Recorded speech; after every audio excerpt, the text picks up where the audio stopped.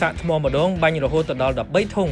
ជំរាបសួរពុកម៉ែបងប្អូនទាំងអស់គ្នានេះគឺជាម៉ូទ័របាញ់ថ្នាំប្រើអាគុយ Max Spider SP20L ជាប្រភេទធុងអាគុយដែលជាទីពេញនិយមក្នុងការប្រើប្រាស់សម្រាប់បាញ់ថ្នាំកម្ចាត់ស្មៅកម្ចាត់សត្វល្អិតព្យាបាលជំងឺឬបាញ់ជីបំពន់លើដំណាំផ្សេងៗមានភាពងាយស្រួលក្នុងការប្រើប្រាស់ជាមួយនឹងតម្លៃទាបផងដែរ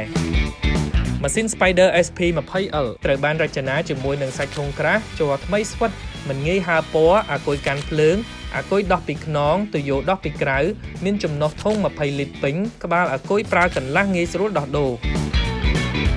ជាមួយនឹងដុំម៉ូទ័រ4លីត្រដែលមានកម្លាំងបាញ់ទឹកថ្នាំចេញបានល្អភ្ជាប់ជាមួយនឹងក្បាលបាញ់ថ្នាំច្រើនប្រភេទច្រើនជម្រើសទៅតាមស្ថានភាពដំណាំនិងតាមតម្រូវការរបស់អ្នកប្រើប្រាស់អាគុយកាន់ភ្លើងល្អជាមួយនឹងកម្លាំង12វ៉ុលគុណនឹង8អាំពែមានសមត្ថភាពបាញ់បានរហូតដល់13ធុងក្នុងការសាកមួយពេញរចនាម៉ូដធុងពិសេសមានភាពតាក់ទាញភ្ជាប់ដោយខ្សែស្ពាយប្រភេទល្អ